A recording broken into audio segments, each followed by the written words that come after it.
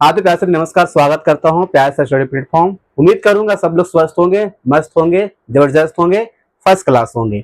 आज का सेशन लेकर आए डियर आप लोग का समांतर श्रेणी, जो क्लास 10 का बिहार के बच्चों के लिए बहुत ही इंपॉर्टेंट चैप्टर है और यहाँ से क्वेश्चन लमसम 10 नंबर की आती रहती है।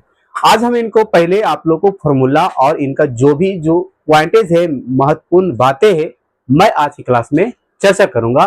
क्लास 10 के विद्यार्थी हैं तो जरूर आप पूरा इस वीडियो को देख कर जाइएगा। बहुत ही एक आप लोग को समांतर श्रेणी में जो भी प्रॉब्लम होती है कंसेप्ट क्लियर हो जाएगा आज की क्लास में। चलिए हम लोग बात करते हैं समांतर श्रेणी के बारे में, जिसे कहते हैं अंग्रेजी में एपी, शॉर्ट में कहते हैं, उसका कहते हैं अरिथमेटिक प्रोग्रेशन, जो बहुत ही एक शानदार आप लोग का चैप्टर है। चलिए स्टार्ट करते हैं हम लोग, है ना। लिख कर लाए हैं आप लोग को, यहाँ पर ध्यान से देखने का योग्य बात है। समांतर श्रेणी का ये 5वां चैप्टर है, ध्यान से रखिएगा। और ये 5वां चैप्टर बहुत ही एक महत्वपूर्ण चैप्टर है। समांतर श्रेणी का महत्वपूर्ण बिंदु अर्थात महत्वपूर्ण बातें और इनका महत्वपूर्ण सूत्र की बातें हम करेंगे, तो आप जरूर पूरा देख के जाइएगा। देखिए मैंने कुछ बातें लिखा हूं, बहुत इंपॉर्टेंट है। पद के मतलब याद रखना, जो भी आपको बातें यूज होता है समांतर श्रेणी पढ़ने में, पद की बात आती, सर्वांतर की बात आती, एनवा पद की आती है, बहुत कंफ्यूज होता है स्टूडेंट को। तो आज हम इस कंसेप्ट को क्लियर कर देंगे। पद के मतलब है संख्या। पद का मतलब क्या होता है? संख्या। एपी का मतलब होता है समांतर श्रेणी। क्या होता है? एपी का मतलब समांतर श्रेणी होता है। ठीक है, तो एपी अंग्रेजी में कहते हैं अरिथमेटिक प्रोग्रेशन। ठीक है, चलो यहां पर मैंने लिखा एन या टीएन। इसका अर्थ क्या होता है? एपी का एनवा पद होता है, अर्थात एनवा कहते हैं संख्या। ठीक है, याद रखना। एपी का मतलब समांतर श्रेणी का एनवा पद हो या एनवा संख्या कहते हैं किसको? एन को और टीएन को, याद रखना। चलिए, ए का मतलब क्या होता है?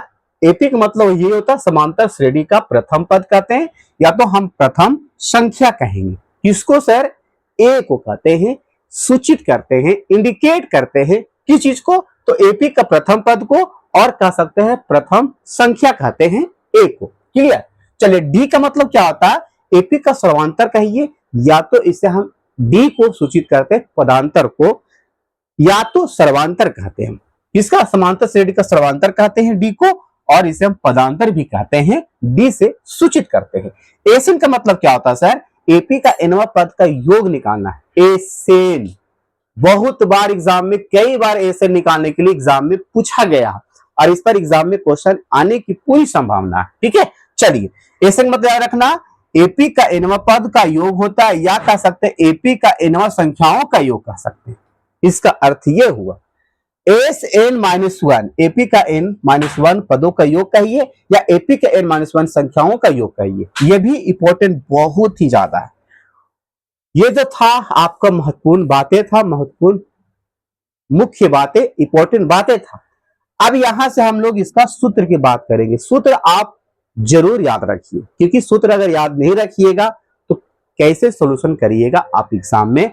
सब्जेक्टिव का और ऑब्जेक्टिव भी आ रहे जो आपको सोल्व करने वाला आ रहा है, तो उम्मीद करूंगा आप इसे जरूर बढ़िया से याद कर ले। ज्यादा नहीं है, साथ ही है इसका सूत्र जो बहुत इंपॉर्टेंट है, बहुत ही ज्यादा महत्वपूर्ण है। पहला सूत्र है सर आपका ए एन, या तो कहते हम उसे टी एन। ठीक है, वही कहते हैं क्या? हमें एनवा कहते हैं, उसे क्या कहते हैं? एनवा। तो आप याद रखना, इसका सूत्र होता है ए एन, या तो कहिए टी एन। ठीक है, A plus N minus one into D होता है। ए एन या तो कह सकते हैं टी एन बराबर क्या होता है?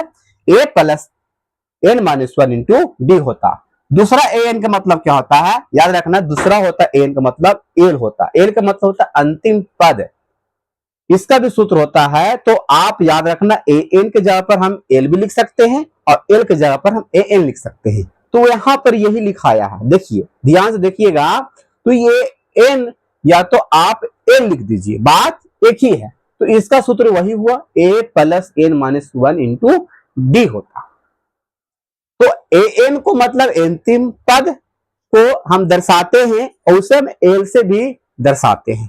ठीक है, चलिए यहां पर क्या है सर? ए एन का मतलब, इसे भी ए एन का मतलब याद रखना आप सब। ए एन का मतलब इसको भी याद रखना आप, L minus one, L minus N minus one into D. L minus into N minus one into D. ये जो होगा ये एन का मतलब याद रखना अंतिम पद दिया हो रहता है। अंतिम पद से आप संख्याओं को निकालने के लिए एग्जाम में कई बार क्वेश्चन आता है।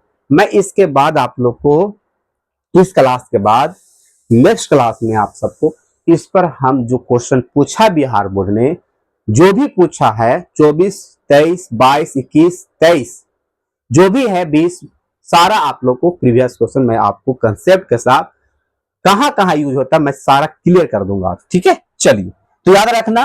तो ये एन का मतलब होता है डियर, याद रखना अंतिम पद से जब दिया हुआ रहता है कहेगा आप लोग को दिया हुआ रहेगा इस प्रकार क्वेश्चन रहेगा एपी दिया हुआ है 2, 3, 4, 5, 6 और डॉट कहेगा 28 अंत से निकालिए समांतर से भी 28 यानी कि 28 अंतिम पद लिखेगा, अंतिम पद से संख्या निकालिए।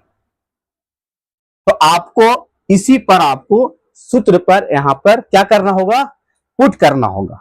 ठीक है, अब इसको पुट करके एल हो जाएगा यहां पर और एन का मान निकल जाएगा यहां पर, पद का मतलब वही हो गया, एनवा पद निकालना होगा वहां से। अब आपको फिर यहां से निकाल कर सूत्र के अनुसार आपको पुट करके यहां से ये प्राप्त हो जाएगा आंसर। ठीक है, एसएन बहुत इंपॉर्टेंट जरूर है फॉर्मूला याद रखना, एसएन जिसे कहते हैं एन पदों का योग, है ना। तो N by 2 into 2a plus N minus 1 into D होता है। ये बहुत इंपॉर्टेंट सूत्र है। ठीक है, छठा है आप लोग का एसएन। सर यहां भी वही चीज है, नहीं, यहां पर है N by 2 into A plus L. L क्या है आपका अंतिम पद है ना। अब यहां पर एक है और है जिसे एन ही कहा गया, तो SN minus S minus 1 SN minus 1 ये आपका ये भी सूत्र याद रखना बेहद जरूरी। कभी कभी एग्जाम में क्या होता है डियर कि डायरेक्ट फॉर्मूला पूछ दिया जाता है, तो फॉर्मूला याद रखना बेहद जरूरी। आपसे यही रिक्वेस्ट करूंगा आप जरूर इसे स्क्रीनशॉट कर लीजिए ढंग से और इसे जरूर आप माइंड में रखिएगा सूत्रों को, ये आपको विशेष पूर्वक ध्यान में रखना होगा फॉर्मूला को। चलिए उम्मीद करूंगा आप इसको वीडियो को जरूर शेयर करिएगा, लाइक कर लीजिए, वीडियो को नए हैं चैनल को सब्सक्राइब कर लीजिए। उम्मीद करूंगा कि आप इसे बढ़िया से याद कर लीजिएगा। Love you, bye.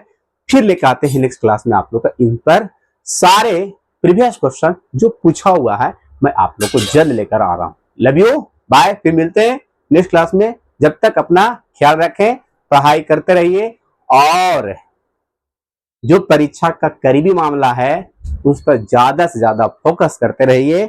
और आपका जो बीत गया है एक त्योहार जिसे हम लोग दशहरा अर्थात दुर्गा पूजा कहते हैं, अब आ रही नेक्स्ट हमारा दीपावली, तो हम फेस्टिवल की ओर ज्यादा अट्रैक्टिव नहीं रहे, हम अभी पढ़ाई की ओर अट्रैक्टिव ज्यादा रहे, क्योंकि हमारा ज्यादा नहीं समय रहा, क्योंकि ये चल रहा है अक्टूबर, नवंबर, दिसंबर, जनवरी, फरवरी, मात्र आपका देखा जाए मिला जुला के 2 से 3 मंथ ही बच गया डियर। तो आपने आपको 2 से 3 महीना झोंक दीजिए, पूरा समय पढ़ने पर का शक्ति दे दीजिए, याद करने रिवीजन करने पर पूरा समय उस पर निछावर कर लीजिए। Love you, bye. फिर मिलते हैं नेक्स्ट क्लास में, आज के लिए हम यहीं तक।